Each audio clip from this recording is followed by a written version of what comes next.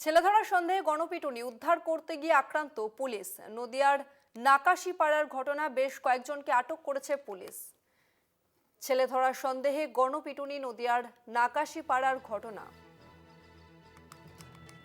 ছেলে ধরার সন্দেহে গণপিটুনি উদ্ধার করতে গিয়ে আক্রান্ত পুলিশ। নদিয়ার নাকাশিপাড়ার ঘটনা, বেশ কয়েকজনকে এই ঘটনায় আটক করেছে পুলিশ।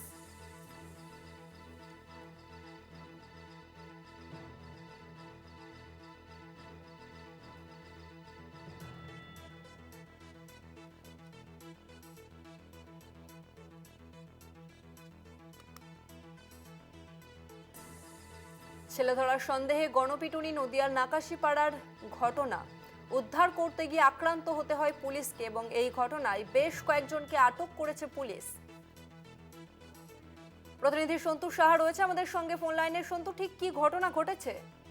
দেখো, বেশ কয়েকদিন ধরে নদিয়ার বিভিন্ন জায়গায় কিন্তু এই ছেলে ধরা একটি গুজব সোশ্যাল মিডিয়া এবং বিভিন্ন এলাকায় ছড়িয়ে পড়ছে, যার জেরে কিন্তু বিভিন্ন এলাকায় অজ্ঞাত পরিচয় বিভিন্ন যে সমস্ত যুবক বা ভবঘুরে যারা আসছে তারাই কিন্তু আক্রান্তের শিকার হচ্ছেন। গতকাল রাতে কিন্তু একইভাবে গণপিটুনির শিকার হয়েছেন নাকাশিপাড়ার হরনগর বারোভোগে এলাকায়, যেখানে স্থানীয় সূত্রে যেটা জানা যাচ্ছে, গতকাল রাতে ওই এলাকা দিয়ে এক যুবক বাড়ি ফিরছিলেন। তখনই কিন্তু স্থানীয় মানুষজন তাকে ছেলে ধরার সন্দেহে আটক করে এবং তাকে মারধর করে, তাকে আটক করে মারধর শুরু করে। ঘটনার খবর পেয়ে যখন পুলিশ ঘটনাস্থলে পৌঁছায়, সেখানে গিয়ে পুলিশকেও কিন্তু মারধর করা হয় বলে অভিযোগ। একেবারে এতটাই উত্তেজিত পরিস্থিতি তৈরি হয়, সেখানে সেই যুবককে বেধড়ক মারধর করা হয়। পরে নাকাশিপাড়ার বিশাল পুলিশ বাহিনী গিয়ে ওই যুবককে উদ্ধার করেছে। বর্তমানে সেই কৃষ্ণনগর শক্তিগঞ্জ জেলা হাসপাতালে চিকিৎসাধীন রয়েছে। তবে এই যে গুজব, অর্থাৎ সোশ্যাল মিডিয়ায় যে ভুয়ো যে গুজব, অর্থাৎ যে ছেলে ধরা সন্দেহের যে গুজব, সেই গুজবের কারণেই কিন্তু একের পর এক বিভিন্ন এলাকায় আক্রান্ত হচ্ছেন মানুষ।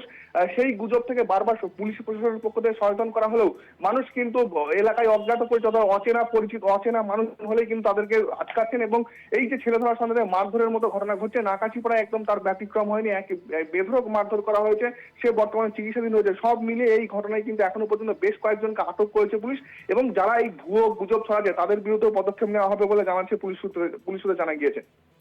ধন্যবাদ সন্তু।